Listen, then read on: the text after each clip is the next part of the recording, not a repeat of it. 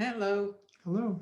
So last week we talked about this cycle of addiction, how we create these habits that don't serve our lives.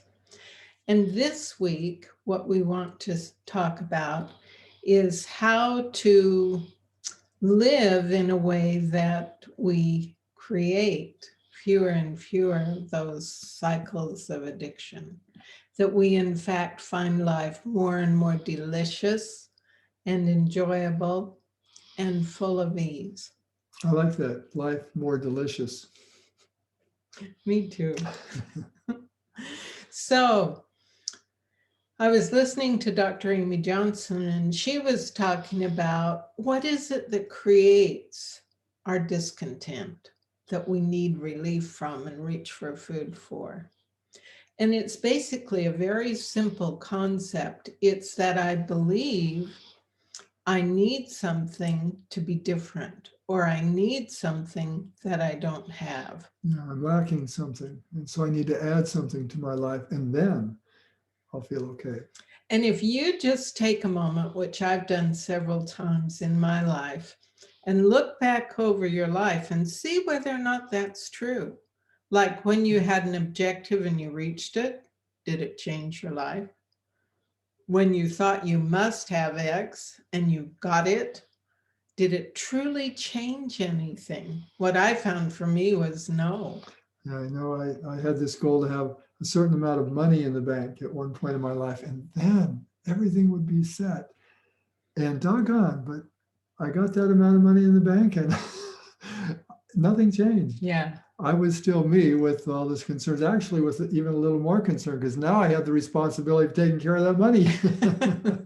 That's what's interesting, Yeah. isn't it? So the question is, what is the truth?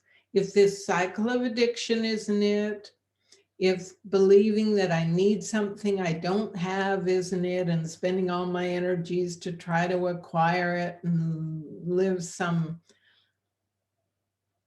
what would you call it, some enhanced Mm. lifestyle.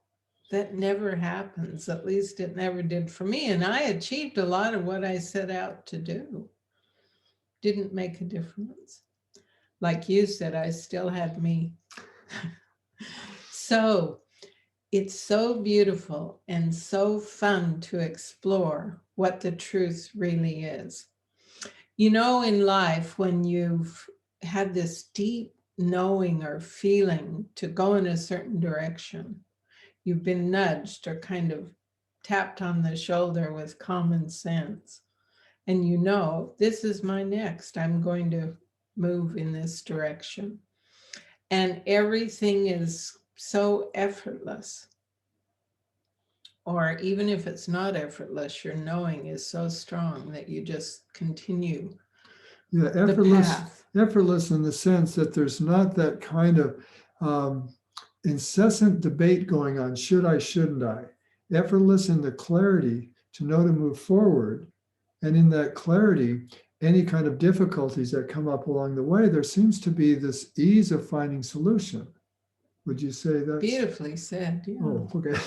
I like that. So we can, in those moments, reflect again and see, oh, that was really worth listening to. That was really worth paying attention to. Well, those nudges come from our inner wisdom, from deeper mind, not from this busy thinking mind. And when we choose to just pause and relax and access that deeper mind, which it becomes very easy to do the more we pause and relax, then life, we call it, life begins to live us instead of this thinking mind directing the show.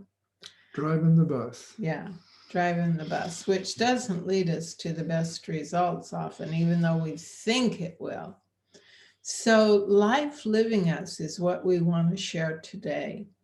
We want to settle and begin to experience the joy and the clarity and the confidence and the wisdom that's with us all the time from this deeper place, from what I call deeper mind.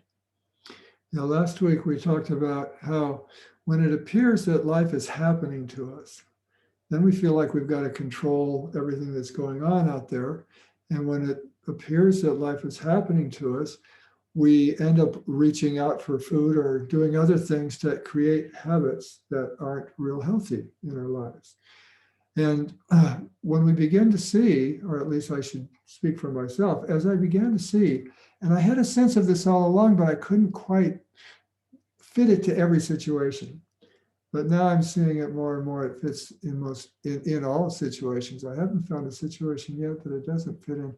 As I perceive that life is living me, as opposed to life is happening to me, then everything is so much simpler. I'm not trying to control. I don't feel the need to control circumstances in order to find a sense of well-being. I don't need a certain amount of money in the bank to feel okay. I don't need a certain relationship. I don't need a certain body figure.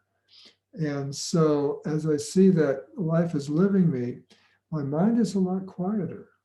And I'm able to hear those nudges that are moving me in the direction of actually achieving what is most balanced and easeful and providing a sense of well-being in my life. So the next time you're challenged, you think, oh, it's got to be different than this for me to be okay. Try this out. See if life is living you and how it directs you to continued well-being and innate health and wisdom. Just pause a moment.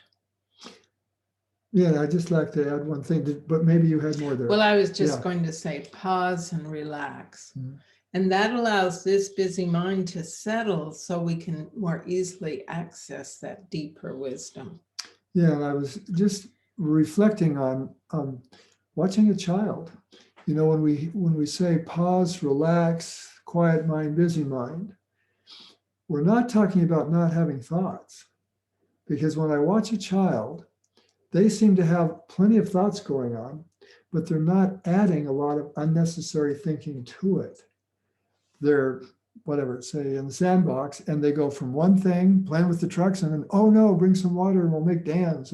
And one thing leads to another. So there's plenty of thinking there, but they don't add all the shoulds, a bunch of rules, which is what I do when I say, when I have so much money, I'll be happy. That's like a rule. And so now that's controlling my life instead of just allowing my thinking to come and go. And so it's actually a lot simpler than what I have done for so much of my life, thinking that my efforts and my achievements were the road to well-being. And now seeing that, my goodness, what if well-being is here in every moment?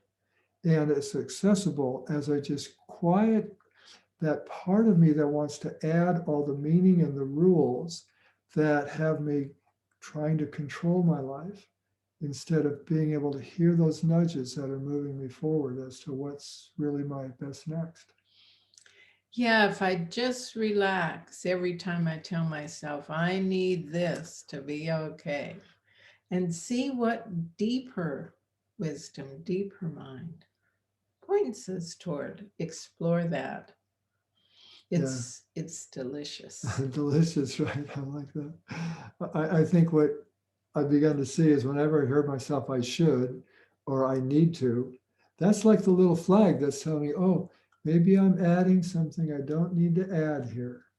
And it's so interesting because as soon as I start to release the grip on the should that's driving me forward, as soon as that lightens up a bit, I start feeling better. I start feeling a sense of well-being that I'm looking for at the end of all this effort. True. Yeah. So it's a lot simpler than I ever thought. It's true. Me too. And it's delicious. It's delicious. That's our recipe cube. So today I was hankering for ice cream, and we used to occasionally buy Coconut Bliss ice cream, but it's very high in saturated fat. Yeah, we moved over to Coconut Bliss because we thought, well, that's a big move up from the saturated fat of dairy. So, and we still think that is a move up. but there's still another move up. Yeah, so I was reflecting, how can I have this ice cream and really support my body with high levels of health, which I love? And I looked online and found a recipe, 2 ingredients for chocolate ice cream. And all it is banana and raw cacao. And I cracked some hazelnuts and we threw those in. So good. And so healthy.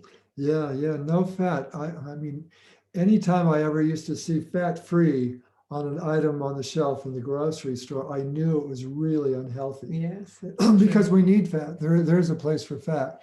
But what we want is the plant-based fats, polyunsaturated, monounsaturated fats. Those really support the body to thrive. And so this isn't the kind of fat-free ice cream that's removed fat. It's used ingredients to produce the texture and the taste that we want that just doesn't have any fat in it. Yeah, so we've got lots of beautiful sunshine up here now. And that's the time when I have a little hankering sometimes for ice cream. So now we've found a great solution.